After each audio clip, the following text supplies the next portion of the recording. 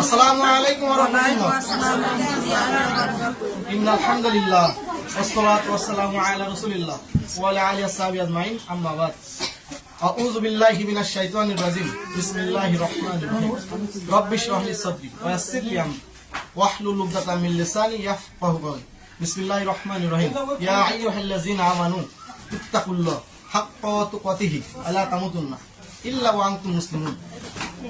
সমস্ত প্রশংসা সেই মহান রব্বুল আলামিনের, যার অশেষ রহমতে আমরা আজ কিছু দিনে আলোচনা শোনার জন্য উপস্থিত হয়েছি। আমরা সবাই বলি আলহামদুলিল্লাহ। সালাত সালাম বর্ষিত হোক সেই মহান মানবের পরে, যার মতন মানুষ এই পৃথিবীতে কেউ আসবে না, যার সাফায়াত ব্যক্তি আমরা কেউ জান্নাতে প্রবেশ করতে পারবো না। আমরা সবাই বলি সাল্লাল্লাহু আলাইহি ওয়াসাল্লাম। আজ আমার আলোচনার সংক্ষিপ্ত বিষয় মৃত্যুর পরবর্তী ধাপ সম্পর্কে। যেহেতু এখানে আমরা সবাই আলোচনা শুনতে আসি, তাই না? আল্লাহ সুবহানাহু ওয়া তাআলা আপনাদের সুসংবাদ দিচ্ছে। আল্লাহ সুবহানাহু ওয়া তাআলা বলছেন সূরা জুমারের 18 নম্বর আয়াতে, আল্লাযীনা ইয়াসতামিউনাল কওলা, যারা মনোযোগ দিয়ে কথা শোনে, ফায়াত্তাবিউনা আহসানা, এবং তাহার মধ্যে উত্তম সেগুলো গ্রহণ করে, উলাইকাল্লাযীনা হাদাহুম, আল্লাহ সুবহানাহু ওয়া তাআলা ওই সকল লোকদেরকে হিদায়াত দান করে, ওয়া উলাইকা হুম উলুল আলবাব, আর তাহারাই বুদ্ধিমান। ওই মনোযোগ দিয়ে কথা শোনে। মানে আলোচনা আমি যেটুকুই করি, 30 মিনিট কি 40 মিনিট করি, মনোযোগ দিয়ে কথা শুনতে হবে, ঠিক আছে? আর আল্লাহ সুবহানাহু ওয়া তাআলা সূরা আরাফের 204 নম্বর আয়াতে, যে আমার যখন আমার আয়াত পাঠ করা হয় তোমরা যখন চুপচাপ থাকো, চুপ করে আয়াত শোনো, ঠিক আছে? এজন্য অনুরোধ থাকলো আপনারা সবাই নীরবে থাকবেন, আর বাচ্চারা থাকে বাচ্চাদের একটু শান্ত করে রাখবেন, ঠিক আছে? মৃত্যু আমাদের জীবনের কিন্তু একটা সত্যি বিষয়। এই মৃত্যু থেকে কেউ কিন্তু পলায়ন করতে পারবে না, সে যেই হোক, তাই না? যত বড় প্রভাবশালী লোক হোক না কেন, মৃত্যু থেকে কেউ পলায়ন করতে পারবে না, তাই না? এই মৃত্যু এমন এক সত্য যে আপনার অহংকার, হিংসা যাই দেখান না কেন, এগুলো ভেঙে তছনছ করে দেবে মৃত্যু এসে, ঠিক আছে? তা মৃত্যুর সময় আমাদের সামনে একজন ফেরেশতা হাজির হয়। আপনারা সবাই নাম জানেন, মালাকুল মাউত, তাই না? আর তিনি যদি আপনারা এই দুনিয়ায় ভালো কাজ করেন, আপনার জন্য সুসংবাদ নিয়ে আসবে, আর যদি খারাপ কাজ করেন দুঃসংবাদ নিয়ে আসবে। সুসংবাদ কি? আল্লাহ সুবহানাহু ওয়া তাআলা বলছেন 41 নম্বর সূরা হামিম সাজদার 30 নম্বর আয়াতে, ইন্নাল্লাযীনা ক্বালু রাব্বুনা আল্লাহ, নিশ্চয় যারা বলে আমাদের রব আল্লাহ, সুম্মাস্তাকামু, তারা অবিচল থাকে। এখন এখানে পয়েন্ট দেখেন, নিশ্চয় যারা বলে আমাদের রব কি, কে রব? আল্লাহ, অবিচল থাকে, তাতানাজ্জালু আলাইহিমুল মালায়েকা, ফেরেশতারা অবতীর্ণ হয়। কখন অবতীর্ণ হয় জানেন?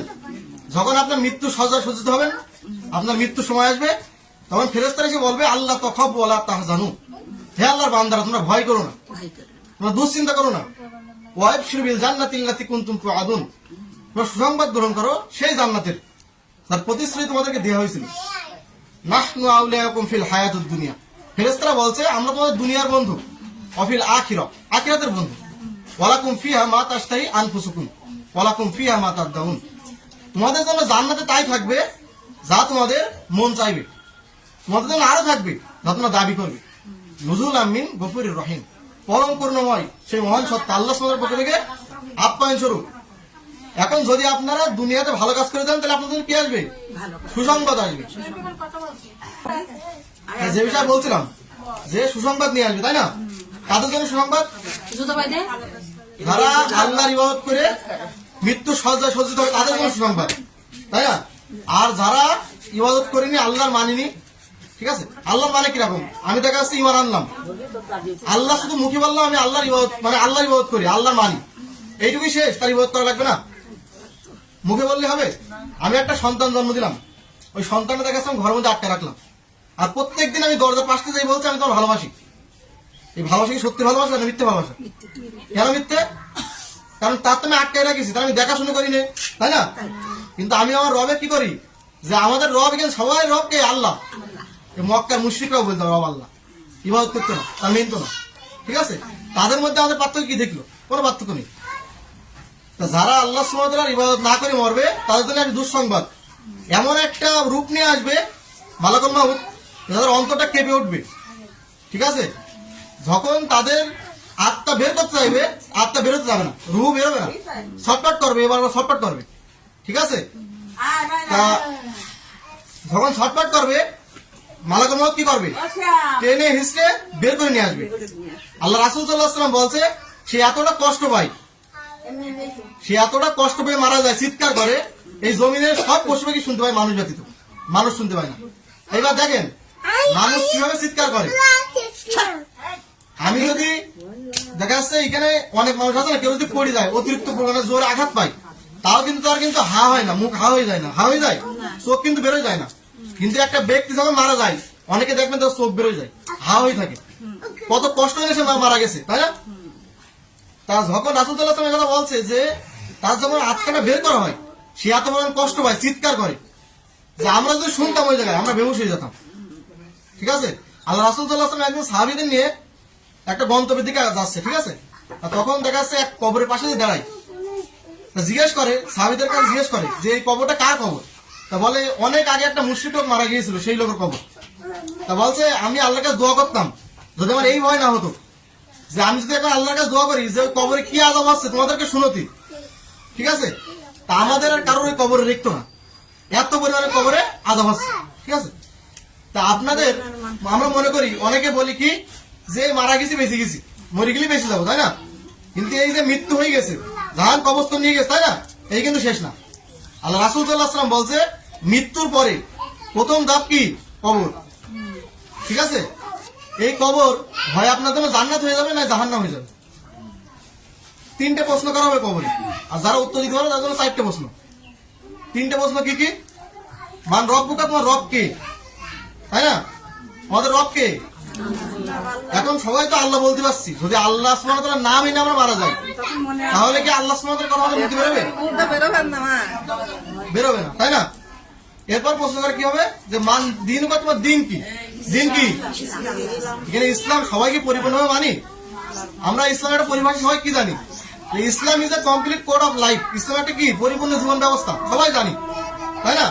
আল্লাহ সুবহানাহু ওয়া তাআলা বলেন সূরা বাকারা 208 নম্বর আয়াতে, নুদখুলু ফিস-সিলমি কাফা, তোমরা ইসলামের ভিতরে পরিপূর্ণভাবে প্রবেশ করো, তাই না? আমি আংশিক মানলাম না, তার মধ্যে বোঝা যাচ্ছে আল্লাহ সুবহানাহু ওয়া তাআলা দিনকে পরিপূর্ণ করেনি, তাই না? আমাদের জানা মতে যে আল্লাহ সুবহানাহু ওয়া তাআলা তার এই দিনকে অর্ধেক রেখেছে, এটা অর্ধেক মানে অর্ধেক মানি না। এই যে সূরা মাইদার 3 নম্বর আয়াতে তো ভুল হয়ে যাবে। সূরা মাইদার 3 নম্বর আয়াতে কি বলছে? আজকে তোমাদের জন্য তোমাদের দিনকে কি করলাম? পূর্ণ করে দিলাম, আর মনোনীত করলাম ইসলামকে, তাই না? যদি আমরা ইসলামটা পরিপূর্ণভাবে না মানি, তাহলে এই দিনটা কি? অপূর্ণ হয়ে যাচ্ছে। আর ইসলাম যদি মানতে হয় তাহলে পরিপূর্ণভাবে মানতে হবে, তাই না? এরপর প্রশ্ন করা হবে মান নবী, তোমার নবী কে? আমাদের নবী কে? হযরত মুহাম্মদ সাল্লাল্লাহু আলাইহি ওয়াসাল্লাম। সবাই কি সেই নবীকে মানি? হ্যাঁ, মানি। বর্তমান সময় আপনাদের সন্তানদেরকে জিজ্ঞেস করবেন যে অমুক সেলিব্রিটির নাম কি, ও বলে দেবে, ঠিক আছে? কিন্তু রাসূল সাল্লাল্লাহু আলাইহি ওয়াসাল্লামের একটা সুন্নাহর কথা তারা বলতে পারবে না। এটা আপনাদের জন্য দুর্ভোগ, আপনারা শিখুন না, নিজেও মানেন না, তাদেরকেও মানেন না, তাই না? আল্লাহ সুবহানাহু ওয়া তাআলা আপনাদের সন্তান, এটা কি আপনাদের কি নিয়ামত না? এটা কি নিয়ামত? সন্তান নিয়ামত। আল্লাহ সুবহানাহু ওয়া তাআলা বলছে ইয়াউমা ইযিন আনিন নাইম, সেদিন তোমাদের নিয়ামত সম্বন্ধে জিজ্ঞাসা করা হবে। মনে করছেন আপনারা আপনাদের বেড়াচ্ছেন, সন্তান বেড়াচ্ছে, মাপ না, ওই সন্তানের দায়ভার আপনাদের নেওয়া লাগবে। ওই সন্তান কি করছে? সন্তান নামাজ পড়ে কিনা, তাই না? ওই সন্তান আল্লাহর মধ্যে সময় দেয় কিনা, আল্লাহ সুবহানাহু ওয়া তাআলার সমস্ত হুকুম মেনে চলে কিনা, সবকিছু আপনার দেওয়া লাগবে। কিন্তু আপনি যদি শিখানোর পরেও তারা না মানে, আপনার দায় নেই। কিন্তু আপনারা কি করেন? শিখুন না। আজকে আমি অন্য এলাকার কথা বাদ দিচ্ছি, আমার এলাকার কথা বলছি। আজকে যুব সমাজ ধ্বংস হয়ে গেছে। তারা চেনে কি? তারা চেনে অনলাইন জুয়া গেম, ঠিক আছে? এই সবাই দোষ কার? প্রত্যেকটা বাপ মা দায়ী হতে হবে, প্রত্যেকটা বাপ মা। আমরা কি দায়ী? প্রত্যেকটা বাপ মা নিজেরাও এলম অর্জন করি না, অন্য আমরা সন্তানদেরকে এলম শিক্ষা দিই না, ঠিক আছে? ও মাদ্রাসায় যেয়ে কি হবে? হুজুর হয়ে কি হবে? চাকরি করতে হবে। ওই সন্তান চাকরি করে বাপ মা অনাথ আশ্রমে দিয়ে আসছে, দরকার নেই ওরকম চাকরির আমার, ঠিক আছে? দেখো, আপনি যদি আপনার নবী সবকিছু মেনে চলেন, তার অনুসরণ করেন, তবে আপনার নাম বেরোবে, তার সেই ব্যক্তি থেকে চিনতে পারবেন যে ইনি আপনার নবী, ঠিক আছে? আপনি মেসেজ চিনতে পারবেন, আপনার সন্তানটা মেসেজ চিনতে পারবে। অনেক সেলিব্রিটি তাদের চিনতে পারবে, রাসূল তাদের চিনতে পারবে না, ঠিক আছে? এটা আপনার যাচ্ছে, যদি আপনি কবরে এই 3টে প্রশ্ন উত্তর দিতে পারেন, তাহলে ওই কবর আপনাদের জান্নাত হয়ে যাবে। কি হয়ে যাবে? জান্নাত। আর যদি আপনি উত্তর না দিতে পারেন, এই কবর আপনাদের কি হবে? জাহান্নাম হয়ে যাবে। কিয়ামতের আগ পর্যন্ত আগুনের ভিতরে জ্বলতে হবে।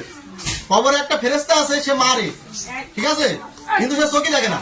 মনে মাসে দেখবে না, আফসোস সে কানেও শোনে না, আপনারা চিৎকার করে শুনতে পারে না যে ফেরেশতা মারবে, তাহলে সে দয়া দেখাবে কার কাছে? সে তো শোনে না, দেখে না। ঠিক আছে, তো এটা গেল আপনার কবরের ধাপ। এই কবরের পর্বরে আসবে আপনার কিয়ামতের ধাক্কা। আল্লাহ সুবহানাহু ওয়া তাআলা ইনফিতরের 1 নম্বর আয়াতে ইজাস সামাউন ফাতারাত, তখন আসমান বিদীর্ণ হয়ে যাবে।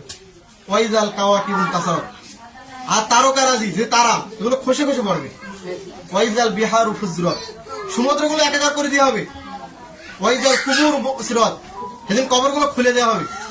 আলিমাত নাফসুম মা কদ্দামাত ওয়া আখরাত, কারণ প্রত্যেকে জানতে পারবে সে দুনিয়ায় কি কৃতকর্ম করেছে, সবাই জানতে পারবে। ঠিক আছে, তো এটা গেট ধাক্কা আসবে, কিয়ামতের ধাক্কা আসবে, তাই না? কিয়ামত কি সবাই বিশ্বাস করি গেলে? মুখে মুখে সবাই মুখে বিশ্বাস করি না, কি আমার অরিজিনালি কিয়ামত বিশ্বাস করি? আল্লাহ সুবহানাহু ওয়া তাআলা বলছেন সূরা নাবার 39 নম্বর আয়াতে, যালিকাল ইয়াউমুল হক ফামান শাআ আত্তাখাযা ইলা রাব্বিহি মাআবা, যে সেই দিনটা সত্য। কোন দিন? কিয়ামত। আচ্ছা, জায়গা না হলে একটু কেউ উপরে আসলে উপরে জায়গা আছে।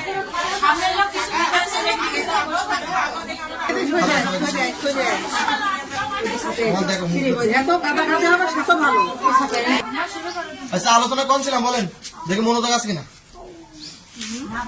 কোন জায়গায় সূরা নাবা 39 নম্বর সূরার এই 78 নম্বর সূরা 39 নম্বর আয়াতে কি বলছে? যালিকাল ইয়াউমুল হক ফামান শাআ আত্তাখাযা ইলা রাব্বিহি মাআবা, সেই দিনটা সত্য। কোন দিন? কিয়ামত।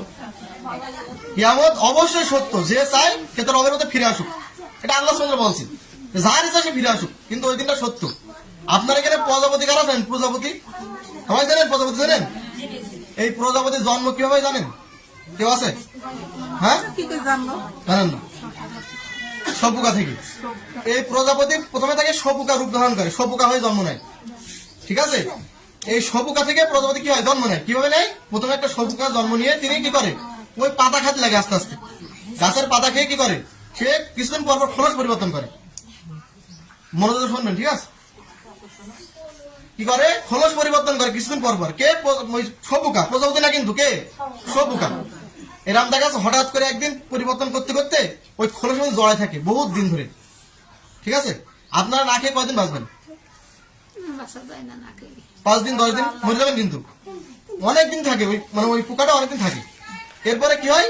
ওই জায়গা থেকে আস্তে আস্তে থেকে সপুকা তৈরি হয়। আল্লাহ সপুকা মানে সৃষ্টি করে, প্রজাপতি সৃষ্টি করে। এটা কিভাবে সম্ভব? চিন্তা করেন একটুখানি, একটা সপুকা থেকে প্রজাপতি কিভাবে সম্ভব তৈরি করা? কার পক্ষে সম্ভব?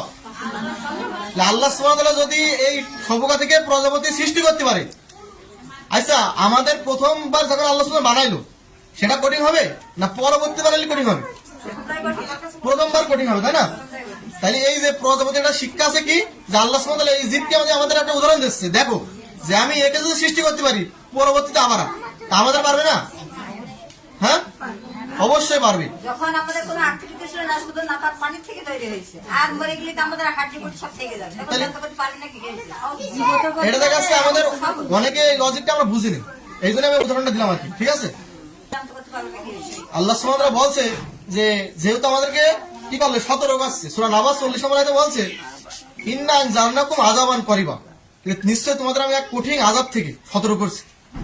ইয়াউমা ইয়ানজুরুল মারউ মা কদ্দামাত ইয়াদা ওয়া ইয়াকুলুল কাফিরু ইয়া লাইতানি কুনতু তুরাবা, সেদিন প্রত্যেকে জানতে পারবে সে পৃথিবীতে কি আমল করে গেছে, কি করেছে, প্রত্যেকে জানতে পারবে। সেদিন তারা কাফের, অবিশ্বাসী, জানেন কাফের অবিশ্বাসী কাকে বলে জানেন? এটা যারা আল্লাহকে অস্বীকার করে তাদের কি বলে? কাফের বলে। আচ্ছা আমরা এখানে সবাই কি মুসলিম? মুসলিম, আমরা নামধারী মুসলিম। ঠিক আছে, এই আলোচনার পরে নিয়ে আসছি মুসলিমকে প্রমাণটা প্রমাণ ইনশাল্লাহ। তা আল্লাহ সুবহানাহু ওয়া তাআলা বলছে যারা কাফের অবিশ্বাসী তারা সেদিন বলবে ইয়া লাইতানি কুনতু তুরাবা, হায় আফসোস আমি তো ময়লা হতাম, মাটি হয়ে যেতাম। সেদিন কেউ আর বলছে না আজ যদি আমি অমুক জায়গায় 4 তলা বিল্ডিং মালিক হতে পারতাম। ঠিক আছে, সেদিন কেউ আর বলবে, সেদিন কি বলবে? আমি তো মাটি হয়ে যেতাম। ঠিক আছে, তা সেই দিন আমাদেরকে যখন কবর থেকে উঠানো হবে, কিভাবে উঠাবে জানেন সবাই? খালি পায়ে নগ্ন অবস্থা উঠানো হবে, তাই না? আল্লাহ রাসূল সাল্লাল্লাহু আলাইহি ওয়াসাল্লামকে জিজ্ঞেস করছে আয়েশা রাদিয়াল্লাহু আনহা, যে আল্লাহ রাসূল সাল্লাল্লাহু আলাইহি ওয়াসাল্লাম, আমি যখন রাসূল সাল্লাল্লাহু আলাইহি ওয়াসাল্লাম নাম নেবো সাল্লাল্লাহু আলাইহি ওয়াসাল্লাম বলবেন, আপনাদের কিন্তু ওয়াজিব কিন্তু বলা। ঠিক আছে, তা রাসূল সাল্লাল্লাহু আলাইহি ওয়াসাল্লাম বলছেন যে সেই দিন, মানে আয়েশা যখন বলছে যে সেদিনকে আমাদের কি লজ্জা করবে না যে একে অপরের উলঙ্গ অবস্থায় সেদিন তখন উঠবো? তা বলছে সেই দিন এতটা ভয়াবহ দিন হবে যে কেউ কারোর দিকে তাকাতে পারবো না, ঠিক আছে? সেই দিনটা এমন দিন, আল্লাহ সুবহানাহু কোরআনে বলছে সেই দিন অন্তরঙ্গ বন্ধু আছে না, যাত্রা বাঁচে না, যে সে তার কোনো খোঁজ খবর নেবে না, ঠিক আছে? তার নিজের আপন ভাই তার থেকে পলায়ন করবে, ওয়া উম্মিহি ওয়া আবি, সব থেকে আপন জন আমার মা আর বাবা পলায়ন করবে, ওয়া সাহিবাতি ওয়া বানি, তার স্ত্রী সন্তান তার থেকে পলায়ন করবে। তাহলে আমাদের আপনজনকে বাপ মা স্ত্রী সন্তান, তাই তো? আর আত্মীয় স্বজনের কথা বলা লাগবে না। এরাই যদি পলায়ন করে তারা কি আসবে? তাহলে সেই কঠিন দিনে আমাদের থেকে পলায়ন করবে। কোন দিনে? হাসরের মাঠ যেদিন হবে, সেদিন আমরা আমাদের আমল নামা নিয়ে দেখাচ্ছে আমরা নিজেরা দৌড়ি করবো, ঠিক আছে? তা যার আমল নামা ডান হাতে দিয়ে হবে সে তো সবাইকে দেখাবে, দেখো আমার আমল নামা, তাই না? আর যার বাম হাতে দিয়ে হবে সে কি করবে? সে দেখাবে? সে লুকোই রাখবে, ঠিক আছে? সে বলছে সূরা, আচ্ছা আপনারা বলবেন আমি বলবো, আপনারা জানেন আমি জানি অনেক কিছু, ঠিক আছে? তা যেহেতু আল্লাহ এই বিষয়ে বলছে যে সেদিন যখন তাদের বাম হাতে আমল নামা দিয়ে হবে, তারা আমল নামা দেখে বলবে যে এটা আবার কেমন আমল নামা, এটা আবার কেমন আমল নামা, যে একটা ছোট গুণা বাদ যায়নি, একটা বড় গুণা বাদ যায়নি।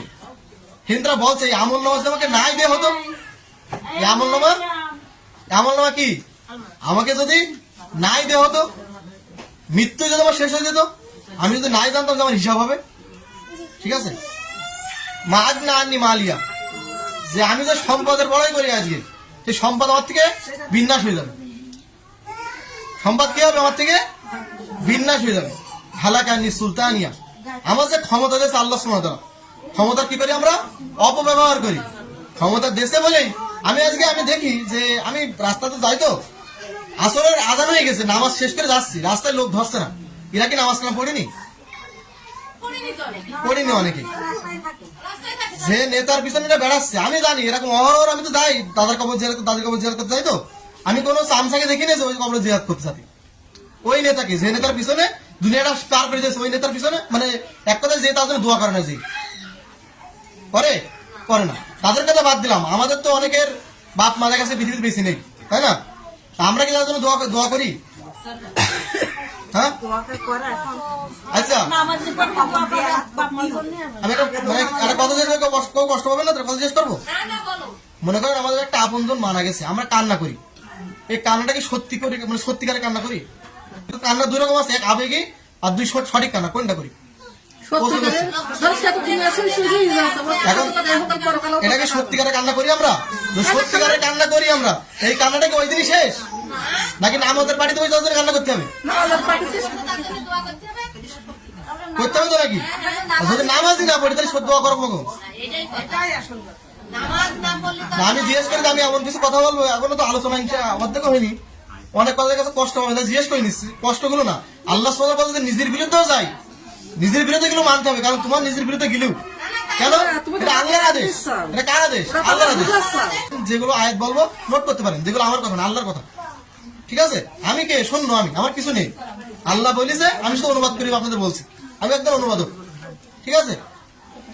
যেহেতু আলোচনায় কোন আলোচনা ছিলাম বলেন, কোন জায়গায় ছিলাম? হাসরের মাঠ, তাই তো? এই হাসরের মাঠে আমাদের যখন হাসরের মাঠে বিচারের সময় আসবে, এই দিন একদিনের সময় হবে 50,000 বছর। কয়দিন? 50,000 বছর সময়, মানে একদিনের সমান হবে। কয়দিন হবে? 50,000 বছর। একদিন না, 2 দিন না, 50,000 বছর আমাদেরকে দাঁড়িয়ে থাকে সেই কঠিন দিনে।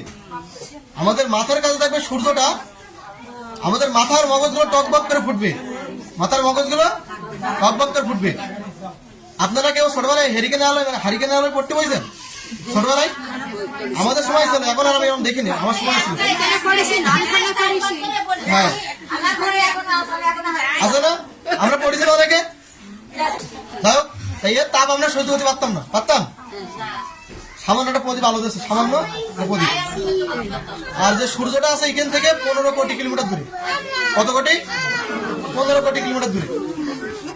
এর তাপ যদি আমরা সহ্য করতে এখন দুনিয়ায় না পারি, সেদিন মাথার কাছে মানে কিছু হাত দূরে থাকবে, ঠিক আছে? সেই তাপ আমাদের সহ্য করতে পারবো আমাদের মনে হয়? পারবো না।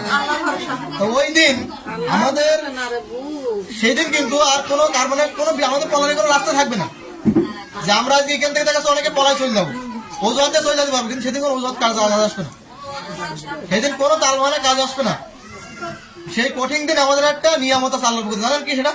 সেই কঠিন দিনে হাউজে কাউসারের পানি, তাই না? এটা আল্লাহর পক্ষ থেকে আমাদের অশেষ একটা রহমত। কার মাধ্যমে খাওয়ানি হবে আমাদের? কার মাধ্যমে? রাসূল সাল্লাল্লাহু আলাইহি ওয়াসাল্লামের মাধ্যমে, তাই না? রাসূল সাল্লাল্লাহু আলাইহি ওয়াসাল্লামের মাধ্যমে আমাদের পানি পান করানি হবে।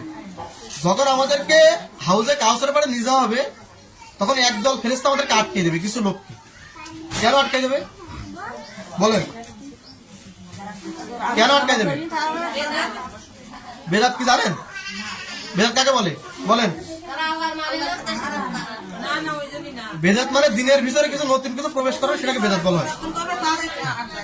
আল্লাহ সুবহানাহু ওয়া তাআলা, আমি আগে একটা নিয়ে আসছিলাম যে সূরা মাইদা 3 নম্বর আয়াতে আল্লাহ বলছে, আজকে তোমাদের দিনকে পূর্ণ করে দিলাম আর মনোনীত করলাম কি? ইসলামকে। এখন যদি আপনি যদি নতুন দিনের ভিতরে নতুন কিছু ঢুকাতে যান, তাহলে কি করতে হবে? ওই গ্লাস থেকে যে পানিটা পরিবর্তন মানে পরিপূর্ণ অর্ধেক ফেলা দিতে হবে, দিয়ে আপনার ঢুকাতে হবে। আর যদি এক কাছে না ফেলান, তাহলে দিতে গেলে কি হবে? পড়ে যাবে, মানে ওটা তো পরিপূর্ণ। এবার আপনি যদি কিছু ঢুকান, তাহলে কি করতে হবে? হয় ফেলা দিতে হবে, আর যদি পরিপূর্ণ পাত্র রাখেন তো কি করতে হবে? ওটা পানিটা পড়ে যাবে, তাই তো নাকি? তাহলে এখানে আল্লাহ রাসূল সাল্লাল্লাহু আলাইহি ওয়াসাল্লাম বলছেন যে ওরা তো আমার উম্মত। ওরা কার উম্মত? তাদের কাটটা যাচ্ছে কার উম্মত? ওরা কি? আল্লাহ রাসূল সাল্লাল্লাহু আলাইহি ওয়াসাল্লামের উম্মত। কেন তাকে চিনতে পারছে দেখে? কারণ আমরা না উযু করি, এই অঙ্গ প্রত্যঙ্গ জ্বলবে, রাসূল চিনতে পেরেছে। কিন্তু আল্লাহ সুবহানাহু ওয়া তাআলা বলছে যে আপনি জানেন না, আপনি যখন মারা গিয়েছিলেন, আচ্ছা রাসূল সাল্লাল্লাহু আলাইহি ওয়াসাল্লাম জীবিত না মৃত? হ্যাঁ হ্যাঁ, জীবিত। এটা আমাদের আজকে এখানে যেহেতু আইসি, আকীদা পরিষ্কার করে দিতে হবে। আকীদায় ভ্রান্তি রাখা যাবে না, ঠিক আছে? আকীদা পরিষ্কার করতে হবে। আল্লাহ কোরআনে বলছে, হে নবী, আপনিও মরণশীল, তারাও মরণশীল। কিন্তু আল্লাহ রাসূল সাল্লাল্লাহু আলাইহি ওয়াসাল্লাম জীবিত আছে বাইজাক্তি জগতে, আত্মার জগতে। দুনিয়ার জীবনে কি তিনি কি মৃত? কিন্তু অনেকে আমরা মনে করি রাসূল সাল্লাল্লাহু আলাইহি ওয়াসাল্লাম জীবিত আছে, ঠিক আছে? তাহলে আমার প্রশ্ন করছে সবাইকে, যদি রাসূল সাল্লাল্লাহু আলাইহি ওয়াসাল্লাম জীবিত থাকে কবরে, তাহলে তার মাটি দেওয়ার দরকার ভালো বুঝেননি? হ্যাঁ, দিন আছে কিন্তু সে তার বেশি নেই। কারণ এই যে প্রমাণ করে দিচ্ছে, ওই হাদিসটা কি বলছে যে আপনি জানেন না, আপনি কি করেন না, জানেন না। আপনি যখন মারা গিয়েছিলেন, তখন এরা দিনের ভিতরে নতুন নতুন বেদাত আবিষ্কার করেছিল, ঠিক আছে? এই যে আজকে আমরা যে মিলাদ দিই, এই মিলাদটা কিন্তু রাসূল সাল্লাল্লাহু আলাইহি ওয়াসাল্লামের জামানায় ছিল না, সাহাবীগণের জামানায় ছিল না, তাবিঈদের জামানায় ছিল না, তাবিঈদের জামানায় ছিল না, মুহাদ্দিস সালাফি সালেহিন যারা আছে এদের জামানায় ছিল না। রাসূল সাল্লাল্লাহু আলাইহি ওয়াসাল্লাম মরা 600 বছর পরে এই মিলাদ আবিষ্কার করা হয়েছে, তাই না? তা আপনার বাপ মারা গেছে কিংবা আপনার ভাই সাহেব মারা গেছে, তাই না? আপনি মানে কষ্টে আছেন নাকি আনন্দে আছেন? কষ্টে আছেন। আল্লাহ রাসূল সাল্লাল্লাহু আলাইহি ওয়াসাল্লাম বিষয়টা ক্লিয়ার করে দেখে যে মানুষ মারা গেলে তিনি কি করেছে, তাই তো? সাহাবীগণরা কি করেছে এটা জানতে হবে। একটা সাহাবী এসে জিজ্ঞেস করছে, আল্লাহ রাসূল, আমার তো বাবা মা মারা গেছে, আমি কি করবো? তবে তুমি একটা কলের কূপ করে দাও সামর্থ্য অনুযায়ী, ঠিক আছে? দান করো, এইগুলো করো। কিন্তু মিলাদ কি? আমি দেখা যাচ্ছে আমার বাপ মরে গেছে, তাই আমি খাওয়াচ্ছি 100 জন 200 জনে। ওই আমি তো অন্য সময় মানুষকে খাওয়াইনি, কেন খাওয়াইনি? অন্য দান বিশাল বড় দান, এই দানটা কেন অন্য সময় আসে না, কেন মিলাদ সময় আসে? এই মিলাদ যখন আপনি একটা লোকের দাওয়াত দেবেন, ও জীবনেও পদ্মাশীল ভাবে অনেকে আসবে না, অনেকে সেই যে বুঝে সুন্দরভাবে আসবে। তাহলে ওই মিলাদ বাড়ি কি হয়? জিনার একটা পরিবেশ তৈরি হয় না, হয় না? তাহলে আপনার বাপ মারা গেছে, তারা কবরে আসতে কি করেন? তাদের দোয়া করতে হবে না? তা আপনি তার জিনার পরিবেশ করে দিলেন, তাহলে কি হচ্ছে? কিনে পাপ হচ্ছে, আপনার বাপের কবরে হচ্ছে, আযাব হচ্ছে, ঠিক আছে? আমি কেন মিলাদ বলছি না যে আপনারা মিলাদ করেন না, আপনি খাদ্যেন মানুষের এতিম বাচ্চারা আছে তাদেরকে খাদ্যেন, ঠিক আছে? আমি তো এই আলোচনা মানে এই যে যেটা করলাম, এই পরিবেশটা করার আগে আমি খুঁজেছি যে কোন জায়গায় গেলে দুটো বাচ্চার এতিম বাচ্চার খাওয়ানো যায়। আমি পালাম আমাদের মিলির ভিতরে। কিরাম পালাম? যে অনেকের বাপ থুয়ে চলে গেছে, অনেকের বাপ থুয়ে চলে গেছে, অনেকের মা থুয়ে চলে গেছে, এতিম বাচ্চারা ঘুরে ঘুরে বেড়ায়। যে কটা বাচ্চা আছে আমি চেষ্টা করলাম তাদের আমার সামর্থ্য অনুযায়ী খাদ্য পারে খাতে দিয়ে, ঠিক আছে? তা এরকম মনে হয় করতে পারেন এগুলো। কিন্তু এই যে মিলাদ যেটা প্রচলিত আছে, এটা একদম স্পষ্ট বেদাত, ঠিক আছে? স্পষ্ট কি এটা বেদাত। এখন ভালো বাজার আলেম আছে, তাদেরকে জিজ্ঞেস করবেন, ঠিক আছে? এখন এক সময় এগুলো হয়েছে, ঠিক আছে, অনেক বাড়ি গুলো, কিন্তু এগুলো আস্তে কিন্তু উঠে যাচ্ছে, ঠিক আছে? এই বেদাত থেকে আমাদের দূরে থাকতে হবে, তাই না? আল্লাহ রাসূল সাল্লাল্লাহু আলাইহি ওয়াসাল্লাম বলছে বেদাতের বিষয় যে কুল্লু বেদাতিন দালালা, যে প্রত্যেকটা বেদাতি যারা বেদাত করে তারা পথভ্রষ্ট। প্রত্যেকটা বেদাতি কি পথভ্রষ্ট, তাদের থাকার জায়গা জাহান্নাম, ঠিক আছে? এবার আপনারাই ডিসাইড করেন যে আপনারা কি করবেন, আল্লাহ রাসূলই মানবেন না এই আবিষ্কৃত বেদাত মানবেন? হ্যাঁ, তাহলে এই বেদাত থেকে আমাদের কি করতে হবে? পরিহার করতে হবে। এগুলোকে নিতে হবে, আমাদের পরিহার করতে হবে। আমি বলছি জান আপনারা যাচাই বাছাই করে দেখে পরিহার করবেন, ঠিক আছে? কিন্তু আপনি এর পরিবর্তে কি করতে পারেন? একটা অসহায় মানুষ তার কাছে কিছু সাহায্য করতে পারেন, তাটা আপনাদের ব্যাপার।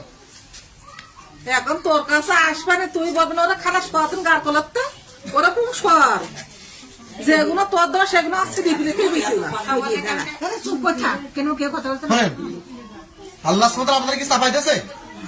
চাপাই দিয়েছে? আপনি যদি নাও দেন কোনো ব্যাপার না, তার জন্য দোয়া করেন, কিন্তু আপনি নতুন করে করে প্রচলিত করেন। আমার প্রশ্ন এটা, আপনি যদি কিছু না দিতে পারেন, আমরা সামর্থ্য নেই, দিলেন না, সন্তানের মানুষ করেন, সমস্যা নেই, কিন্তু আপনি কেন নতুন করে একটা বেদাত আবিষ্কার করেন?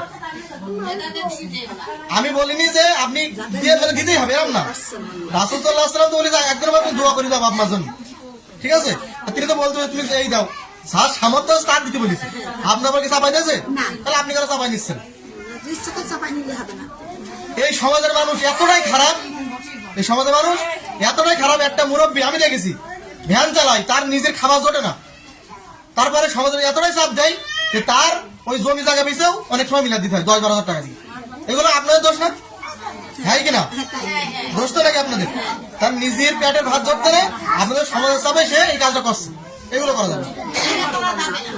সে তার সামর্থ্য নিয়ে করুক, তাই না? এই যেহেতু এতদূর যাওয়ার দরকার নেই, রাসূল সাল্লাল্লাহু আলাইহি ওয়াসাল্লাম বলেছে আমরা করবো না, তাই তো? রাসূল সাল্লাল্লাহু আলাইহি ওয়াসাল্লাম বলছেন মান আমিলা আমালান লাইসা আমরুনা ফাহুয়া রাদ্দুন। যদি কেউ এমন কোন আমল করে, এটা আমরা এটা মনে করি না, এটা আমল মনে করি তো, সেটা যদি আমার থেকে অনুমোদিত না হয়, আমি যদি না করি, সেটা বাতিল, কোনো কাজে আসবে না। কিন্তু আপনি যদি বলেন মিথ্যা আরোপ দিয়ে যে রাসূল সাল্লাল্লাহু এগুলো করেছে, তাহলে রাসূল সাল্লাল্লাহু আলাইহি ওয়াসাল্লাম বলতে আপনাদের থাকার জায়গা জাহান্নাম। সহিহ বুখারী 108 নম্বর 9 নম্বর হাদিস। যদি কেউ রাসূলের পরে মিথ্যা কথা বলে যে তিনি করিনি, তাও বলেছে তিনি করেছে, তাহলে তার ঠিকানা জাহান্নামে লিখে রাখে, ঠিক আছে? এটা কি গেল? এটা বেদাত সম্পর্কে গেল। কিন্তু এই সমাজে আমাদের যদি বাঁচতে হয়, এগুলো পরিহার করতে হবে। আরো একটা আমাদের সমাজে প্রচলিত আছে কুসংস্কার, তাই না? এই কুসংস্কার আমরা অনেকে ভালো মনে করি, অশুভ শুভ মনে করি, ঠিক আছে? মনে করি তো নাকি কুসংস্কারকে মনে করি? আল্লাহ রাসূল সাল্লাল্লাহু আলাইহি ওয়াসাল্লাম বলছে আমার উম্মতের মধ্যে 70,000 লোক বিনা হিসাবে জান্নাতে যাবে। তাদের ঈমান থাকতে হবে, হিসাব দেখাচ্ছে তাদের নেবেন আল্লাহ, কিন্তু তাদের ঈমান থাকতে হবে। ইমানের প্রথম ধাপ কি? তাহলে তো নামাজ পড়তে হবে ইমানের পরে, তাই না? তাই তো নাকি? ঈমান থাকতে হবে। মনে করেন না যে আমি শুধু এগুলো বাদ দিলেই যাবো না, ঈমান থাকতে হবে আগে। তাহলে রাসূল সাল্লাল্লাহু আলাইহি ওয়াসাল্লাম বলছে এরা বিনা হিসাবে জান্নাতে যাবে। কারা? যারা তাবিজ কবজে বিশ্বাস করে না, কুসংস্কারে বিশ্বাস করে না, তারা এক আল্লাহ বিশ্বাস করে। বুঝতে পারছেন? তারা এক আল্লাহ বিশ্বাস করে। এইবার আসেন কুসংস্কার কি, এগুলো জানতে হবে না নাকি? যাই হোক, আমি কুসংস্কারের কিছু লিস্ট করেছি, এগুলো সবার সামনে বলি নাকি? 30টা পয়েন্ট আনেছি।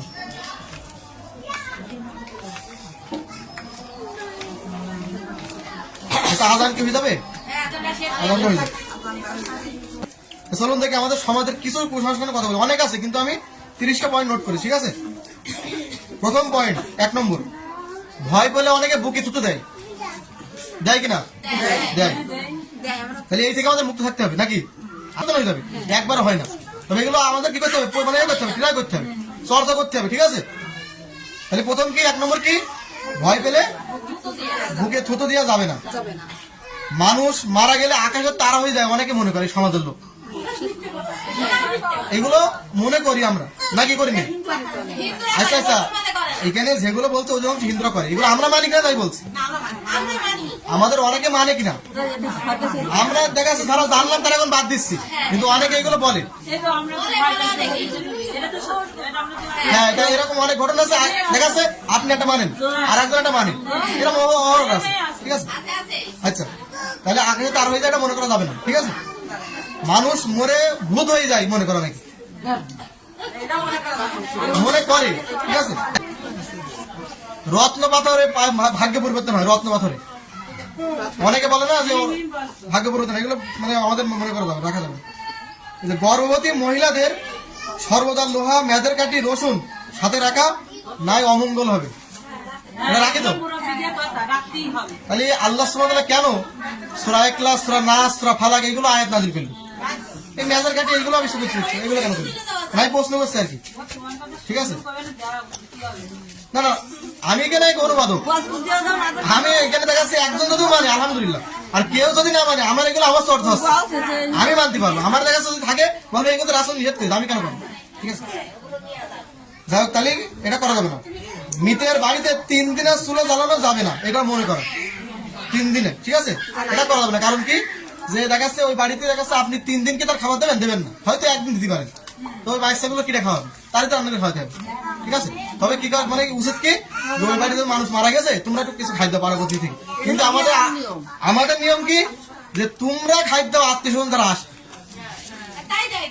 তাই না। এরা কি করে ওই লাস্ট দিয়ে এবার দৌড়াদৌড়ি করে যে কিভাবে জোয়া করবে, পেঁয়াজ রসুন ঝাল এগুলো, এসবগুলো করা যাবে না। এখনো করে, এগুলো বাদ দিতে হবে আর কি। আপনারা তো দেখবেন তারা কেন আপনাদের জন্য ব্যবস্থা করবে, কেউ যেন কষ্ট পাবেন না, এগুলো উচিত তো আমাদের। আমরা যদি পরিবর্তন না হয় তাহলে আমাদের সন্তানটা কি শিখবে, ঠিক আছে। আল্লাহ তাআলার 18,000 মানে শুধু 18,000 মাখলুকাত, এটাই মনে করে অনেকে, মনে হয় কি বলে যে 18,000 মাখলুকাত বলে না, এটা মনে করো তো নাকি। আমিও আমার দাদার সাথে নামাজ পড়তাম, আমি ওই মনে করতাম, এটা প্রসেস। আলহামদুলিল্লাহ দাদার কথা বলি, আমার দাদা মারা গেছে সহিয়া কিতার লোক হয়ে, ইসলামটা বুঝে মারা গেছে আলহামদুলিল্লাহ, ঠিক আছে।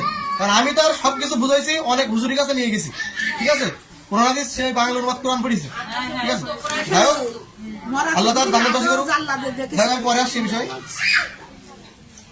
অল্প বয়সে কেউ মারা গেলে অনেকে মনে করে অকালে মারা গেছে, ঠিক আছে। আর ওই যে আগে যে পয়েন্টটা আনলাম যে 18,000 মাখলুকাত, 1 মাসের হাজার তো মনে করে আছে 1 মাসের, তাই না। আচ্ছা অল্প বয়সে মারা গেলে অকালে মারা গেছে বলি না আমরা অনেকে, অকালে মারা গেছে, এগুলো বলা যাবে না। খাওয়ার পরে প্লেট ধুয়ে পানি খাওয়া সুন্নাহ মনে করেন, এগুলো একটা কুসংস্কার, ঠিক আছে। হাত সুন্দরভাবে খাবেন, কিন্তু ওই হাত দিয়ে আবার খাবেন, এটা কি বলিস। অনেকে আরো বলে যে কবর প্রমাণ নেই, সেটা বাদ দিতে হবে, ঠিক আছে। আপনারা যাচাবাজি মানতে পারেন। কবরের দিকে আঙুল দেওয়া যাবে না, আঙুল তুলে দেখা যাবে না, আঙুল কামড়া শেষ করে ফেলায় অনেকে, ঠিক আছে। কেন আচ্ছা কেন দেওয়া যাবে না এটা বলেন দিন, হ্যাঁ আচ্ছা আচ্ছা ঠিক আছে। আঙুল আমি বলতে দেন আঙুল কার বসে গেছে, তাই কত কম দেশ, এটাও কুসংস্কার, ঠিক আছে।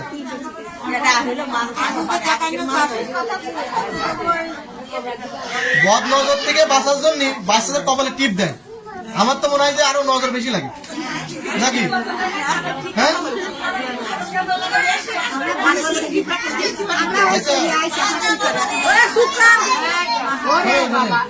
আমার বলার পরে এগুলো আলোচনা করে এখন থাক, আমি বলিনি না, আমার ভুলাই যাবে, ঠিক আছে। মৃতের রূহ 40 দিন বাড়িতে যাওয়া আসা করে, যে মানুষ মরে গেছে তার রূহ 40 মানে আল্লাহর কাছে চলে গেছে, তারপরে বাড়ি আসে কিভাবে সবাই বলে, কিন্তু এগুলো আমাদের বাদ দিতে হবে আর কি, ঠিক আছে। মৃতের বাড়িতে 40 দিন রূহ যাওয়া আসা করে, রূহ কিভাবে আসে, আল্লাহর কাছে চলে যায় রূহ, তা আমাদের আসবে কিভাবে ওরা, কই তাই আমি তো বিষয় দিতে আমার দোকানে বরকতের জন্য অনেকে মোমবাতি আগরবাতি জ্বালাই থই সকালবেলা, তাই না, এগুলো করা যাবে না। বিসমিল্লাহ বলে খুলতে হবে, বিসমিল্লাহ বলে আগরবাতি জ্বালানো যাবে।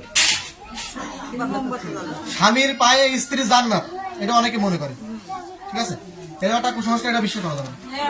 তবে স্বামীর মানে ভালোবাসলি তার প্রথমে কি চললি জান্নাত আছে, এটা ঠিক আছে, কিন্তু পাততলায় একমাত্র কি মায়ের পাততলায় জান্নাত, এটা একটা হাদিসে আছে, কিন্তু স্বামীর পাততলায় জান্নাত এটা নেই।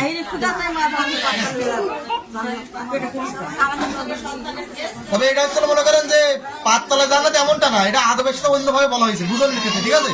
মায়ের একটা সম্মান অন্য বড় করে বলেছে, যেরকম মায়ের ভালোবাসা 3বার বলেছে আর বাপের 1বার, ঠিক আছে। এই উদাহরণের ক্ষেত্রে বলেছে, ঠিক আছে। একটি ভাতের দানা বানাতে 40 জন ফেরেশতা লাগে মনে করা, ভাতের দানা দেয় তো আল্লাহ, ফেরেশতাদের লাগবে কেন? আল্লাহ বলছে কোন ফাই এখন তিনি হও বললে হয়ে যায়, এটা তো বিশ্বাস রাখতে হবে, ঠিক আছে। ফেরেশতাদের কোনো হাত নেই এতে, হ্যাঁ। সূর্য গ্রহণ লাগলে চন্দ্র গ্রহণ লাগলে গর্ভবতী মহিলা কিছু কাটতে পারবে না, বাচ্চার ক্ষতি হবে মনে করে, ঠিক আছে, হ্যাঁ। হওয়া যাবে না। এখন বর্তমান নারীরা পা তুলে সিরিয়াল শেষ করে, এমনি তো কাজ করে না, আপনি আরো দেখাচ্ছে, আরো চাপা দিচ্ছে, আর কিছু করাই লাগবে না। ঠিক আছে, তা আমি প্রশ্ন করছি যে আগেকার মা খালারা কি করেছে, এখন সমস্যা সেগুলো বাদ দিতে হবে। ঠিক আছে, তবে তাদের কাছে দেখে শুনে চলতে হবে। এই ছাদের কাছে মানে উঠে যে ক্ষতি হয় সেগুলো থেকে ট্রাই করতে হবে। ঠিক আছে, কিন্তু এই কুসংস্কার নেওয়া যাবে না। কি বললাম, বোঝা গেছে?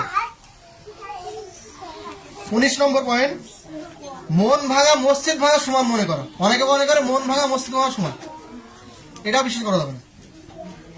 আকিকার গোস্ত বাবা মা বাদে সবাই খাতে পারবে, কোনো কথা। ও বাবা মা তো আগে হক, তারাই তো আগে খাবে, বাপ মা খাতে পারবে না। আচ্ছা ঠিক আছে, এটা অনেকে কাছে বিশ্বাস করে, আমি যেটা শুনেছি সেটা আমি বলি। শোনেন আমি বলে দিই, আজকে না আমাদের কিছু মানুষ হয়েছে, আমাদের এই যশোর জেলাটা অনেক অনেক ভালো। অন্যান্য জেলায় মাজার পূজা হয়, শিরিক হয়, জানেন? তা আপনাদের বাড়ির অন্যান্য জেলায় আছে, আপনারা যে তাদের বলতে পারেন শিখেছি।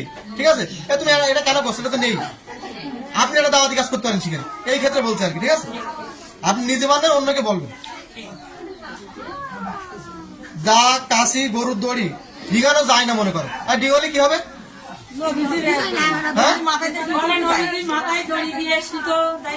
এটা কি রাসূল সাল্লাল্লাহু আলাইহি ওয়াসাল্লাম বলেছে ডিগলে যাবে না? এইগুলো বিশেষ করা যাবে না। যেগুলো দেখাচ্ছে আমাদের ক্ষতি হবে সেগুলো সে বলে দিয়েছে। ঠিক আছে, এগুলো বিশ্বাস করা যাবে না। তবে আপনি দেখা যাচ্ছে আদবের সাথে সরি সরে কাজ করতে পারেন, সেটা ঠিক আছে, কিন্তু এগুলো মনে করে বিশ্বাস করা যাবে না।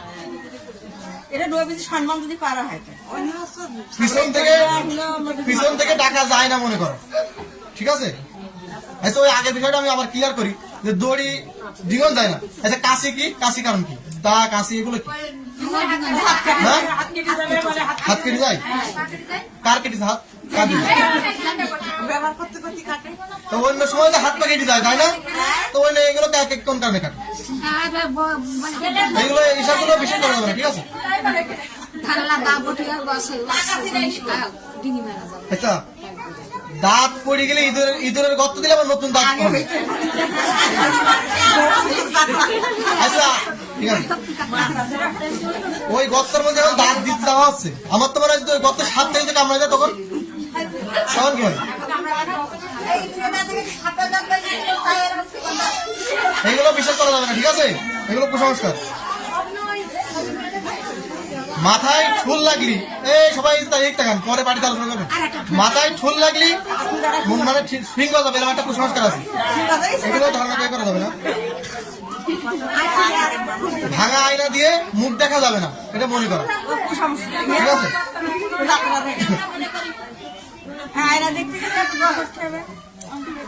মৃতের ঘরে এই বিষয়টাকে লক্ষ্য করেন সবাই। মৃতের ঘরে মানে যে মানুষ মারা যায় তার ঘরে 41 দিন, তাই তো আলো জ্বালা দেখতে হবে। এর কারণ কি, মানে আমি এটা জানতে চাচ্ছি। হ্যাঁ না, অনেকের কাছে আমি পরামর্শ নেবো কি কারণে, আমি কারণে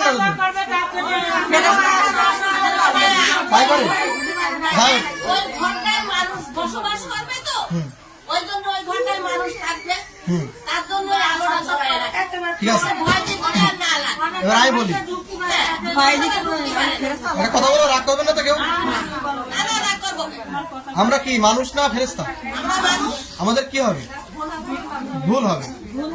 আপনারা কি জানেন মানুষ যখন মানে মৃত্যুর কাছে যায় তখন তার বাড়াবাড়ি বেশি যায়, মানে বেশি হয়ে যায়, এটা কি জানেন? আর আমরা মানুষ হয়ে কি করি, আমরা অনেক স্ত্রীও স্বামীর খেদমত করতে ধোস, এরকম বলে কিনা? বলে কিনা? বলে। অনেকে দেখা যায় অসন্তুষ্ট হয়। আমার দাদা মরে যাওয়ার আগের কিছু কাহিনী আমি বলি, যেহেতু সবাই এখানে আছে। তার দেখা যাচ্ছে এই যে আলোচনাটা না, এই আলোচনাটা হওয়ার ছিল আমাদের গোলপাড়া নানির বাড়ি। ঠিক আছে, আমার দাদাও এর আগে একবার গেছে, নানির বাড়ি করিলাম, আবার যাওয়ার ইচ্ছা ছিল তার, সেটা আল্লাহ তার সে বন্ধু নিয়ে যায়নি। ঠিক আছে, এভাবে আলোচনা আজকে পরে করি আমাদের পরে ইনশাল্লাহ, 15 মিনিট আলোচনা করলে ইনশাল্লাহ হয়ে যাবে।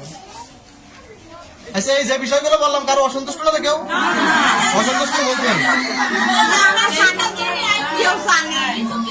আগে মনে আর এখন সবাই চুপ করি আর আজান রূপ করতে দিচ্ছি না।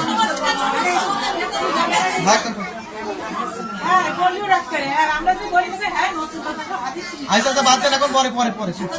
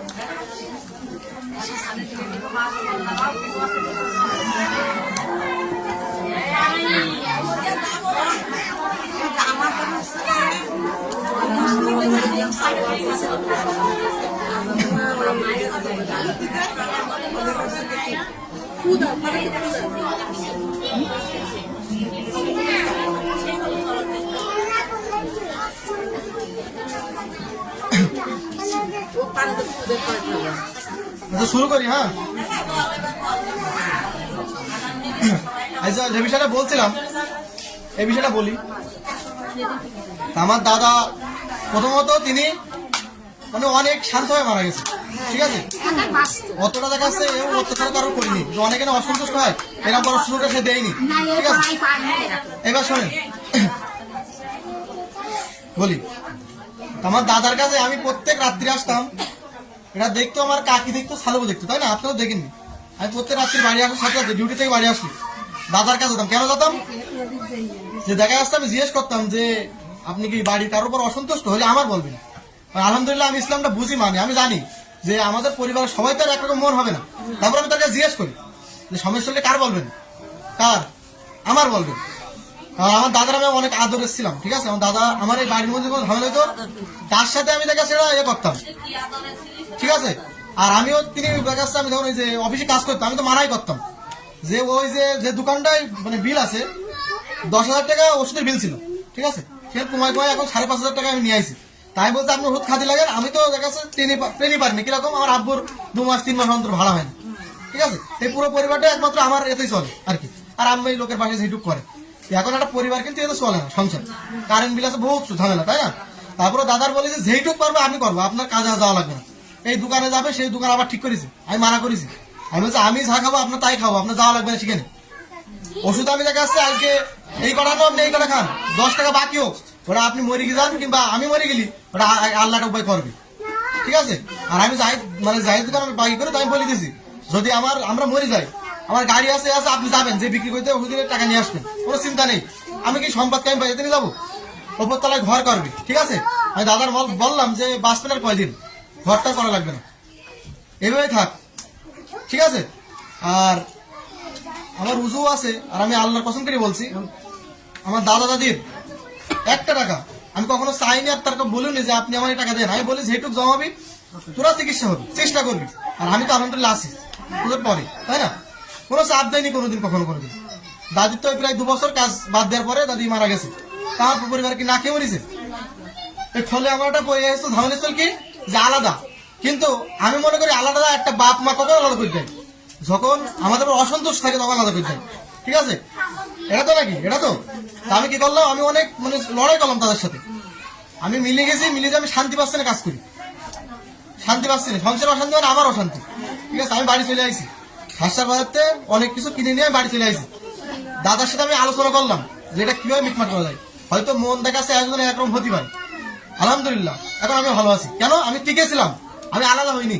আমি কারো চেয়ে আলাদা, বাপ মা থেকে যারা মানুষকে তাদের আলাদা খাবো, আমি পারবো না, এটা আমি পারবো না কেন? কারণ আমার মনে পড়বে আমি যখন মানে ডিউটি করতাম, লাইনে ঘুরতাম, আমি তো লাইন সাথে ছিলাম প্রথমে লাইনে, আমার মা মেশিন চালাইতো, তার মা জিম খেতো, মানে জিম হইতো, নাইটে পড়লি রাত 2-3 দিন পরে জিম হইতো, ঠিক আছে। এইসব করে যখন মনে পড়ে তখন আমার এমনি কান্না চলে আসে, ঠিক আছে। তারপরে সংসার থাকতে গেলে ঝামেলা ঝুলঝাট এগুলো হবে। আয়েশা রাদিয়াল্লাহু তাআলা আনহু রাসূল সাল্লাল্লাহু আলাইহি ওয়াসাল্লাম একবার খাদিজার কথা বলে বলে তিনিও রাগ করে অসন্তুষ্ট হয়েছে, তাই না? তা আমরা মানুষ, আমরা ভুল করবোই, ঠিক আছে? তা মনে করেন আমার দাদা যখন মারা গেছে, তিনি মারা গেছে ঘুমনি অবস্থায়। এই মৃত্যুটা আমি অনেক যাচা বাছা করে দেখলাম ভালো মৃত্যু, ঠিক আছে? তো সবাই বলছে তাদের দোয়া করবেন, আল্লাহ তাআলা জান্নাতে বাসী করুক। আরো আমাদের অনেক আত্মীয় স্বজন মারা গেছে, আল্লাহ তাআলা কি করুক, জান্নাত বাসী করুক। অনেক ভুল দেখা গেছে, অনেকে না জেনে মারা গেছে। আজকে আমার রশিদ দাদা বেশি দেখতো, আমার দাদা বেশি দেখতো, আমার দাদা বেশি দেখতো, তারা আরো অনেক কিছু শিখতে পেত। আমিও দেখা যাচ্ছে এখন অনেক পড়ছি, ঠিক আছে? আমিও দেখছি অনেক জানার আছে এখন। আমি যেইটুকু জানি আমার পাড়ার লোকের আমি জানার চেষ্টা করি, ঠিক আছে? এখন যে বিষয়টা বলছিলাম যে আমাদের যারা মারা গেছে আমরা সবাই তাদের সবাইকে দোয়া করতে হবে, ঠিক আছে? শুধু এই যে দোয়া করছি না, আমাদের সবাই নামাজের বাড়িতে বসতে হবে, তাদের দোয়া করতে হবে, ইবাদত করতে হবে, প্লাস তাদের দোয়া করতে হবে, ঠিক আছে? এবার আসেন যে 41 দিন এই যে লাইট জ্বালা দেখতে হয়, আল্লাহ সুবহানাহু ওয়া তাআলা কোরআন কারিমে বলছে, আচ্ছা এই যে লাইট জ্বালাইছি, তাই না? রাসূল সাল্লাল্লাহু আলাইহি ওয়াসাল্লাম জামানায় তো লাইট ছিল না, তিনি কি জ্বালাইছিল? হ্যাঁ, এই বিষয়ে তো দলিল থাকা লাগবে, রাসূল এগুলো করেছিল। আচ্ছা এইগুলো কুসংস্কার কোন থেকে? হিন্দু। আচ্ছা আপনারা সবাই চুপ করলে ভালো হবে, কথা বলবো না। সময় অল্প এমনি, আর 10 মিনিট মতো কথা বলবো, সবাই চুপ করেন কথা বলতে। তা মনে করেন এগুলো কুসংস্কার কেন? অনেকে হিন্দুদের এত রীতিতে আছে কি তোমরা সন্ধ্যা দাও, আছে না? আমাদেরও এরকম বলে সন্ধ্যা দে, আছে না? এই রীতি বাদ দেবে, অন্ধকারে গেছে লাইটটা দেও, এই তাদের প্রথা কেন আমরা নেবো? ঠিক আছে, আল্লাহ রাসূল সাল্লাল্লাহু আলাইহি ওয়াসাল্লাম বলছে যার সাথে যার মহব্বত হবে তার সাথে তার হাসর হবে, বুঝতে পারছেন? এখন এই যে 41 দিন আপনি লাইট জ্বালায় রাখছেন, এটা কি অপচয় না? আল্লাহ সুবহানাহু ওয়া তাআলা বলছে অপচয়কারী শয়তানের ভাই, অপচয়কারী শয়তানের ভাই। আমি ওই ঘরে কি করতে পারি? নামাজ পড়তে পারি, তার জন্য দোয়া করতে পারি, ঠিক আছে? কোরআন পড়তে পারি, এইগুলো করতে পারি, কিন্তু এইগুলো বাদ দিতে হবে। এরপরে যেখানে গোসল করায় সেখানে কাটা বিষয় দেয়, কেন কাটা বিষয় দেয়? কেন দেওয়া যাবে না? তা আপনি কি জানেন যে অনেক প্রাণী আছে তারা অন্ধ, তারা কি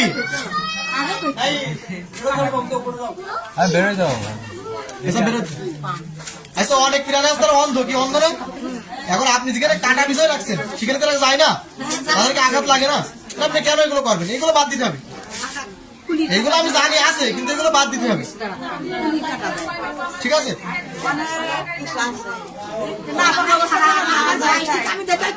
আচ্ছা আরো একটা প্রচলিত আছে, কুরআন মাজিদ হাত থেকে, এই দিকে খেয়াল করেন, কুরআন মাজিদ পড়ে গেলি, হাতে পড়ে গেলি, 2.5 কেজি চাউল দিতে হবে। এটাও বলেছিল কেন? আচ্ছা 2.5 কেজি দিতে হবে, তো অনেক ওজন করে দিই। অনেকের প্রচলিত আছে, এগুলো বাদ দিতে হবে। হ্যাঁ, কুসংস্কার। আপনার নিজের বাড়ি চাল নেই, আপনি 2.5 কেজি চাল দিচ্ছেন, ভুল হয়ে গেছে, আল্লাহ কাছে মাফ চাবেন। এই ভুল তো ফেলাইছে, আপনি কিসের ফেলাইছেন? আচ্ছা কোরআন কেউ কিসের ফেলাই? কিসের ফেলাই? ভুল বলতে পড়ে গেছে, তাই না? এই সমাজে অহরহ রাস্তায় পড়ে থাকে আরবি লেখা, ও তো পাওয়া যাচ্ছে না আপনারা, তখন কি করেন? ভুল হয়ে গেছে, এই সরাইছেন এক জায়গায়, তাই তো? তো ওইটাও দেখা গেছে ভুল হয়ে গেছে, পড়ে গেছে, আপনি তুললেন, তুলে সুন্দর করে ময়লা ছেড়ে ফিরে দিলেন, এই আল্লাহ কাছে মাফ চালেন, তাহলে ভুল হয়ে গেছে, এই ঠিক আছে? তাহলে এইগুলো কি কুসংস্কার, ঠিক আছে? এই কুসংস্কার থেকে আমাদের বেঁচে থাকতে হবে। কেন? আল্লাহ রাসূল সাল্লাল্লাহু আলাইহি ওয়াসাল্লাম বলছে কোন কিছুকে শুভ মনে করো, অশুভ মনে করো, এটা হলো শিরিক। সেটা কি? শিরিক। আর যে শিরিককারী শিরিক করে সে জান্নাতে যাবে না, জান্নাতে যাবে না। এবার আসেন ওই যে পয়েন্টটা আমি আসছিলাম যে নামাজ সম্পর্কে। আচ্ছা যারা নামাজ পড়ে তারা কি মুসলিম? হ্যাঁ সবাই, হ্যাঁ সবাই কি? আমরা সবাই মুসলিম, কিন্তু নামাজ না পড়লে কি হবে এটা জানা দরকার আছে না? জানা দরকার আছে। আল্লাহ রাসূল সাল্লাল্লাহু আলাইহি ওয়াসাল্লাম বলছে মান তারাকা সালাত মুতাআম্মিদান ফাকাদ আশরাকা কাফার। আর রাসূল সাল্লাল্লাহু আলাইহি ওয়াসাল্লাম আরো বলছেন বাইনাল আবদি ওয়া বাইনাল কুফরি তারাকা সালাত, ঠিক আছে?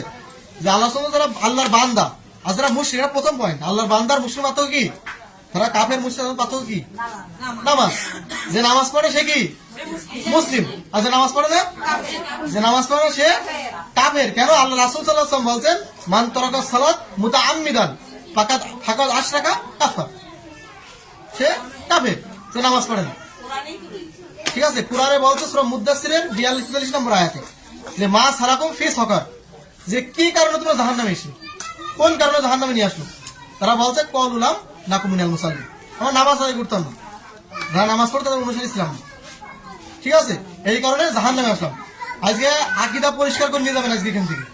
আল্লাহ সুবহানাহু কোথায় আছে এখানে শুনে পরিষ্কার করলাম, টাকায় যে আবার অন্ধকারে আবার ময়লা হয়ে যাবে। এটা ক্লিয়ার করতে হবে, আস্তে আস্তে ইনশাআল্লাহ হয়ে যাবে। আস্তে আস্তে হবে।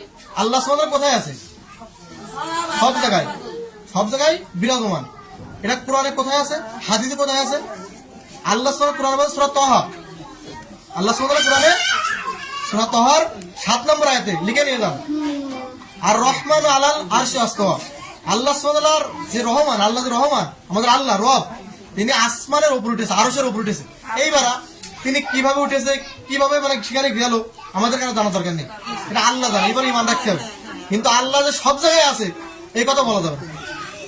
ঠিক আছে, আল্লাহর জ্ঞান সব জায়গায় আছে, আল্লাহর ইলম সব জায়গায় আছে, জ্ঞান সব জায়গায় আছে। ঠিক আছে, এখন এই সমাজে মানে আমাদের এই যে পরিবারে অনেক জায়গা আছে, নাপাক জায়গা আছে, নাপাক জায়গা আছে না, আছে? তা আপনি কি বলবেন আল্লাহ সব জায়গায় আছে? জ্ঞান সব জায়গায় আছে। ঠিক আছে, বাথরুমে ঢোকার আগে দোয়া পড়তে বলেছে, বাথরুমে বেরোনোর পরে দোয়া পড়তে বলেছে, ঘরের থেকে বেরোনোর পর দোয়া পড়তে বলেছে, এগুলো এলেন আমল। ঠিক আছে, এগুলো করতে হবে, আকীদা পরিষ্কার করতে হবে। ঠিক আছে, এলেম মানে জ্ঞান অর্জন করতে হবে, পরিষ্কার করতে হবে। আর মনে করেন আমলের ছলে মানে যাকে বলা হয় ভুল আমল, এই আমলটা সংশোধন করার নাম আমলের ছলে বলা হয়, সংশোধনীয় আমল। ঠিক আছে, আপনি নামাজ পড়েন, বহুত দিন নামাজ পড়েন, 40 বছর যাবত নামাজ পড়ে আছেন। একটা ব্যক্তি হাদিসে পড়েছেন, আপনারা জানেন, 40 বছর যাবত নামাজ পড়ছে, তাই না? একটা ব্যক্তি সে নামাজ পড়ছে, একটা সাহাবীকে বলছে যে তুমি কি 40 বছর এইভাবে নামাজ পড়ো? বলছে হ্যাঁ। তা বলছে তুমি এইভাবে নামাজ পড়ে থাকো, তোমার নামাজ রাসূলের মতন হয়নি, তোমার নামাজ রাসূলের মতন হয়নি। শুধু নামাজ পড়লেই হবে না, নামাজটা রাসূলের মতন পড়তে হবে। সহিহ আল বুখারী 136 নম্বর হাদিস। তোমরা নামাজ পড়ো সেইভাবে যেভাবে আমি পড়েছি, যেভাবে আমি পড়েছি। এই জন্য আমাদের বাজারে অনেক ছোট ছোট বই পাওয়া যায়, এই বই থেকে আমরা নামাজ শিক্ষা বই বলি, নামাজ শিখেছি, অথচ এগুলো অনেক ভুল আছে। মহিলারা হাত বাঁধবে বুকের পরে, ছেলেরা হাত বাঁধবে নাভির নিচে। যদি আমাদের হাদিস না থাকে তাহলে কি হবে বলেন? রাসূল সাল্লাল্লাহু আলাইহি ওয়াসাল্লাম কাদের নবী? আমাদের নবী, আপনাদের নবী না, মহিলাদের নবী না। হ্যাঁ, খালি একজনের ক্ষেত্রে একরকম, আরেকজনের ক্ষেত্রে আরেকরকম বলবে। তিনি উম্মে আর দাদা রাদিয়াল্লাহু আনহু, উম্মে আর দাদা রাদিয়াল্লাহু আনহু, তিনি ছিলেন নারী সাহাবী, তিনি নামাজ পড়েন পুরুষদের মতন। সেই সাহাবীর থেকে আপনারা কি নিজেকে বড় মনে করেন? সেই নারী সাহাবীর থেকে রাসূলকে সচক্ষে দেখেছে, তার পিছনে নামাজ পড়েছি, আমরা পড়েছি, তাহলে তার আমলকে আমাদের আমল এক হবে? হবে না। তাহলে তিনি কিভাবে নামাজ পড়ি সেটা ফলো করতে হবে, পুরুষদের মতন করি, তাই না? আমাদের অনেকে দেখা যাচ্ছে মহিলারা নামাজ পড়ে যখন এই যে সিজদা দেয়, মাটির সাথে মিশে যায়, হাত লাগাই দেয়, তাই না? আল্লাহ রাসূল সাল্লাল্লাহু আলাইহি ওয়াসাল্লাম বলছে তোমরা কুকুরের মতন হাত বিছিয়ে দিও না, হাতটা উঁচু রাখতে হবে, উঁচু রাখতে হবে। একটা হাদিসে এই যে কি যে নারী পুরুষের মধ্যে একটা সামান্য পার্থক্য আছে, পর্দার পার্থক্য। আপনারা হিজাব মেনটেন করে সুন্দরভাবে নামাজ পড়বেন, এই পার্থক্য, আলাদা বলা হয়নি। নামাজ এক, কিন্তু পার্থক্য কি যে শালীনতা বজায় রেখে নামাজ পড়তে হবে, শালীনতা, পর্দার সাথে। আমরা একটা গেঞ্জি পরে বাইরে যেতে পারি, আপনারা পারবেন? পারবেন না। এইটুকুই, এগুলো আপনারা ক্লিয়ার হবেন ইনশাআল্লাহ। আস্তে আস্তে দেখা যাচ্ছে মানুষ আগে হাদিস কোরআনের অনুবাদ জানতো না, ঠিক আছে? আমাদের মানে বাংলাদেশে বাড়ি, কিন্তু যারা সৌদি আরবে এখন যাচ্ছে তারা অনেকে শিখে আসছে, কারণ তাদের ভাষা আরবি, আর কোরআন আরবি ভাষা নাযিল হয়েছে। ঠিক আছে, এই জন্য আমাদের মধ্যে অনেক কুসংস্কার ঢুকে গেছে, কারণ আমাদের পার্শ্ববর্তী দেশের নাম ভারত, সেই ভারত থেকে আমাদের মধ্যে অনেক প্রচলন ঢুকে গেছে, তাইনি? অনেক হিন্দুদের কালচার আমরা মেনে চলি, তাই না? সেরকম কিছুদিন আগে চলে গেল 31st নাইট, যাকে বলা হয় কি বলা হয়? না না, শেষ দিন। এই মুসলিম জাতি এতটাই অজ্ঞ, তার বছরের শেষ দিন কিন্তু এটা না, আরবি মাসের শেষ তারিখ সে জানে না, কিন্তু ইহুদিদের যে শেষ তারিখ ইংরাজি মাসের, ইংরাজি মাসের তারিখ জানে, কিন্তু রাসূল সাল্লাল্লাহু আলাইহি ওয়াসাল্লাম যেটা সেটা জানে না। ঠিক আছে,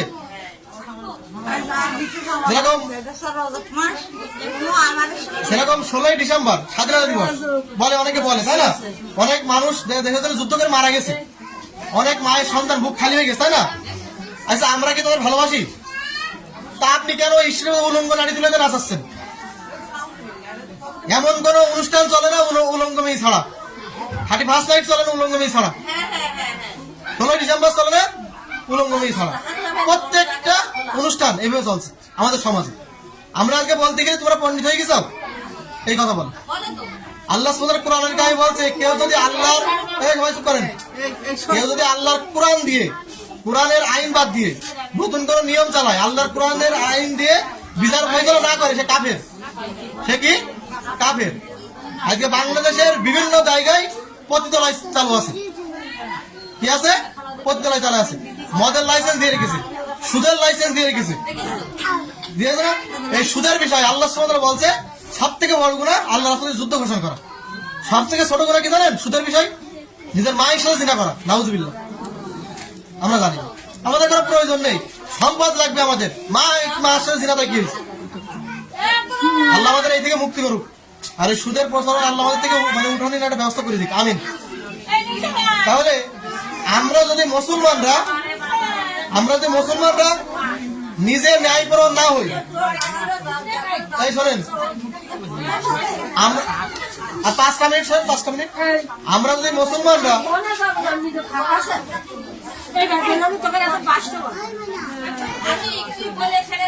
হ্যাঁ আর 5 মিনিট কথা বলবো, আমারও নমস্ত করতে হবে। মনে করেন যে নিজের মধ্যে যদি ন্যায়পরায়ণ না হয়, ঠিক আছে, নিজের মধ্যে যদি ন্যায়পরায়ণ না হয়, তাহলে এই যে সমাজ যতই আমরা রাজনীতি করে যাই করি না কেন পরিবর্তন হবে? হবে না। ন্যায়পরায়ণ কার হতে পারে? নিজের মধ্যে হতে হবে। আমার মনে করেন বাপ মরে গেছে, ভাই তার বোনের জমি দেবে, তাই না? জমি দেবে তো, ভাই তার বোনের জমি দেবে, যে জমি হচ্ছে খারাপ জমিটা, সেই জমিটা দেবে, আর ভালো জমিটা ভাইয়ের কাছে রাখবে, ঠিক তো? তাই এখানে ন্যায় বিচার হয়েছে? যদি নিজের আপন বোনের সাথে ন্যায় বিচার না করতে পারে, সে অন্যের সাথে ন্যায় বিচার করতে পারবে? এই সমাজে এখনো পর্যন্ত যৌতুকের মতন বিবাহ চালু আছে। এইগুলো থেকে আমাদের মুক্ত থাকতে হবে। বাপ ভ্যান চালাই নেই, সামর্থ্য নেই, তাও তার এমন চাপ দেয়, দিয়াই লাগবে। ভিক্ষে করে খাতে বলা হয়েছে, ভিক্ষে করে খাও, তুমি ভিক্ষে করে খাও, কাজ করে খাও, তুমি কেন মেয়ের বাপের কাছে নেবো? কি বললাম বুঝেননি? ঠিক আছে, এইগুলো থেকে দূরে থাকতে হবে। আল্লাহ সুবহানাহু ওয়া তাআলা বলছেন সূরা আরাফের 3 নম্বর আয়াতে, ইত্তাবিউ, অনুগত করো, মা উনজিলা ইলাইকুম মির রাব্বিক, যা তোমার রবের পক্ষ থেকে নাযিল হয়েছে। ঠিক আছে, আমাদের রবের পক্ষ থেকে নাযিল হয়েছে সেটা আমাদের অনুগত করতে হবে।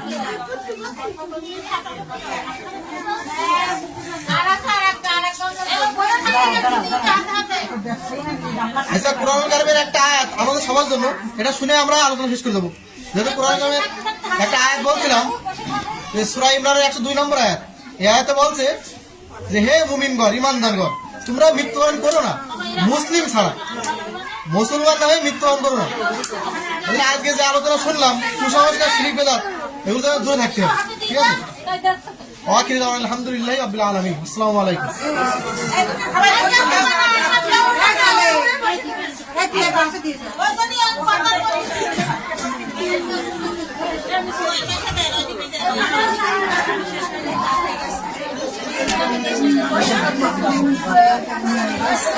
ভয় বসতে পারে না, বসতে পারে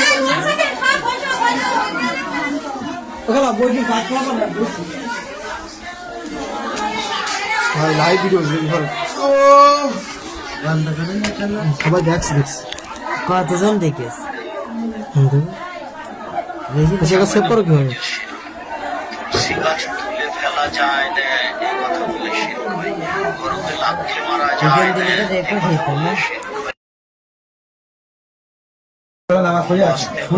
নামাজ পড়ো ভাই বাড়ি।